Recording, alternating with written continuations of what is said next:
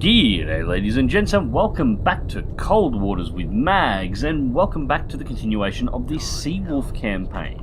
Now we've received our next mission. We have been sent out to hunt down a resupply fleet. Now the fleet itself was set to depart from the southern coast of China and then head up around to the Yellow Sea between China and Japan. However, we just happened to be in exactly the right location to intercept it not long after it left port, so at this point we're actually very on in our mission timer. But it is nice to actually be, ahead of schedule in a mission for once, rather than always chasing the tail end of one. Now at this point we are not long into the battle, we're just starting to scan through trying to locate exactly what our hostiles are, and it looks like Sierra 4 is going to be a song. Now today's video is going to be completely post-commentary. I forgot to turn the microphone on when I did this live. Oops. But I don't think that will be too much of an issue. So at this point we've identified two of our targets. First up we have Sierra 4, which is a Fuqing-Class submarine. The Song is, of course, a diesel-electric attack submarine developed completely inside of China, and it's equipped with all the modern Chinese features that make it about as dangerous as something made just post-World War II. So I'm not exactly concerned about it, even though it is this close. And there's the ID on Sierra 6, which is a merchant. But anyways, the Song is inside of 6 kiloyards at this point, and even at this close range, it still cannot hear me and is only at minimal risk of being able to detect me on passive sonar at this point, or passive pickups. Its active sonar is well powerful enough to be able to identify my location, but at this point she has no reason to activate it. That being said, she is getting a little too close for comfort, so I'm going to put a torpedo into her first. Now we have identified one other ship at this point, and that is Sierra 1, a Jianghui-class frigate. Now, it is obviously escort for one of the surface ships. We haven't identified which one yet, but it is our mission target. And while I don't particularly have a great deal of respect for the Song, especially when I'm driving something like the Seawolf, the Jianghui is actually a lot more dangerous. Not so much if they don't know where you are, but once they do, they have a tendency to flood the area with torpedoes. And speaking of torpedoes, one away, and the Song has counterfired, so I am going to have to go evasive at this point. Now I just went for my standard evasive maneuver.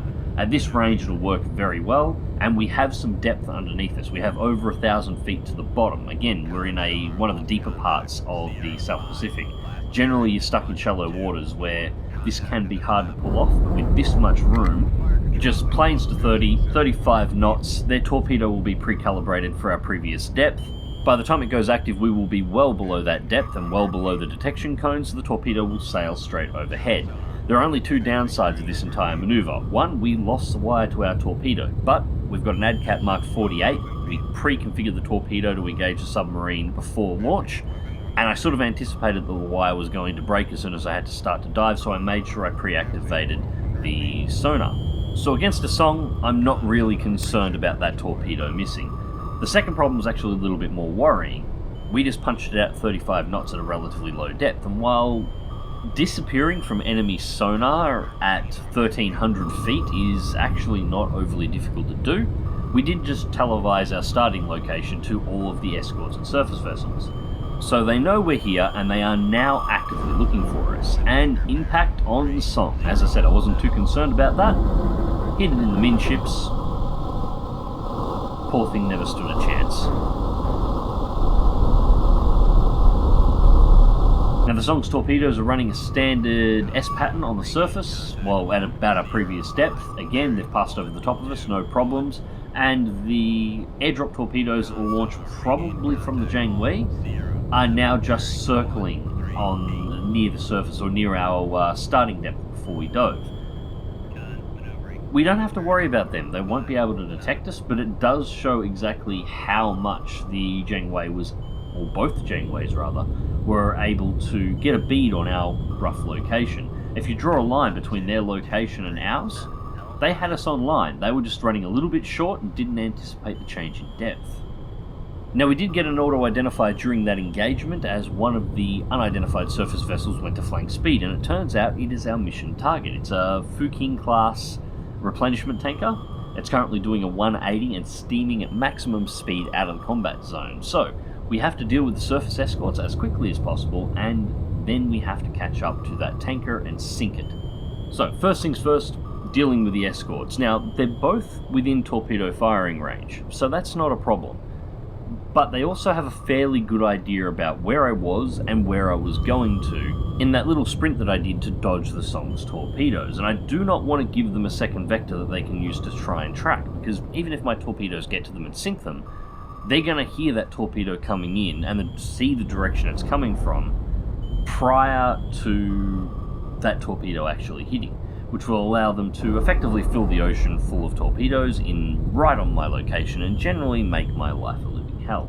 So instead of firing directly at them, I'm going to let them get a little bit closer, but just not quite close enough that they'll be able to hear the transient. What I'm going to do is fire the torpedoes off center. You've seen me do this in other videos before, but I'm going to fire it sort of on an angle off of the line of movement that I already have. Get the torpedoes to get a decent amount of range away from my location and then turn them in, but I'm going to keep them at a deep depth for as long as I possibly can, just to minimize their chance of detection, and only have them come up to the surface after activation as they're on pretty much final approach to where the target would be.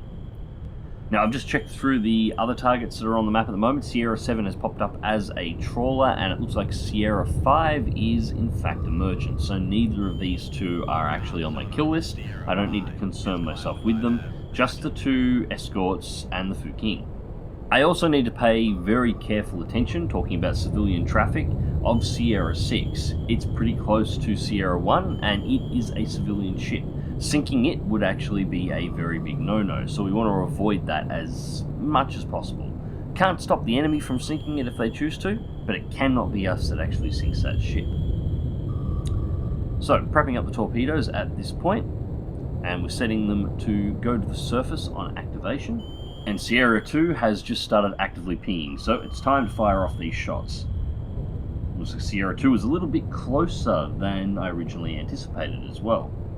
Anyways, first torpedo is going towards Sierra 1. I'm firing it out wide so I can hook it around and hopefully avoid the merchant ship. Set to the surface, and torpedo to Sierra 2. Now that torpedo I'm going to try and bring out as far as the wreck of the Song and then turn it back in, as the sound of the Song's slowly bleeding air out of its hull should, in conjunction with the torpedo, be fairly convincing as a target. Although, it was interesting. I'm not entirely sure what happened here, but Sierra 2 fired a torpedo. It clearly heard the launch transients, which I was hoping it didn't. But it's fired the torpedo so it activated almost immediately, and at completely the wrong angle. It's fired on almost the same angle as the original torpedoes fired from the Song. I'm not sure if it thought the torpedo was the submarine and was trying to get a torpedo to intercept, but regardless, torpedo 2 has been turned in, and I've just turned in torpedo 1. 2 is far enough past the merchant at this point that the merchant should be safe, which is why, of course, the torpedo immediately turned to the right and picked up the merchant, despite the merchant not being in the search cone.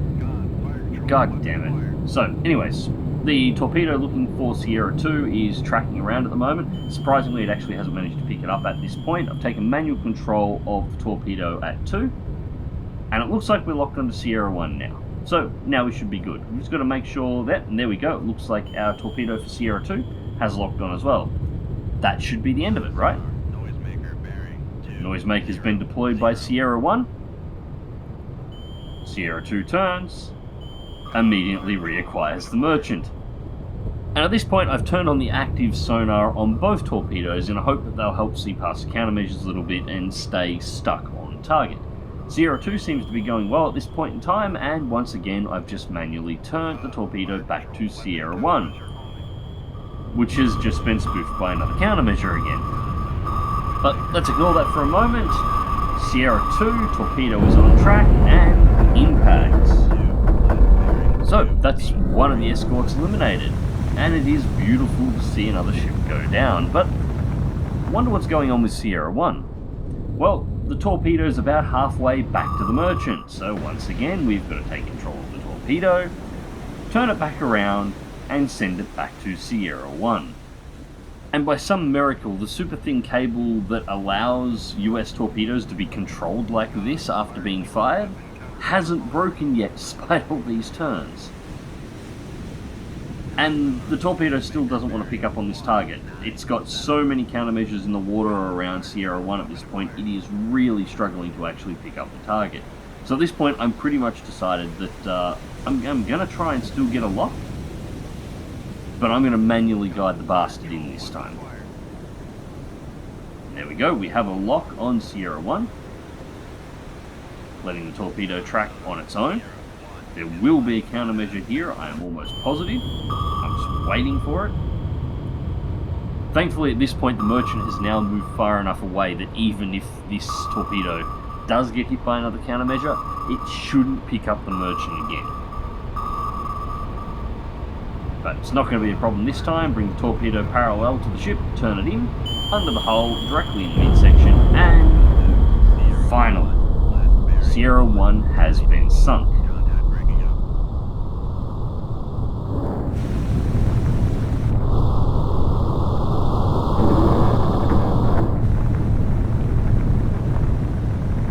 And that of course leaves the primary target for our mission, the Fuqing. Now, this wasn't much of a fight. A replenishment tanker trapped in close range with a Seawolf and no escorts. I mean, the bloody thing can only do 18 knots. It never had a chance to run away from me. It was never going to escape. It took me about 6 or 7 minutes in total to actually catch it, and that was with the head start of turning around and beginning its run as soon as I fired the torpedoes at Song at the very start of the battle. And so when the torpedo hits, mission complete, and then we actually have to make our way back to Guam, because our next mission is a T-Land strike. Shit.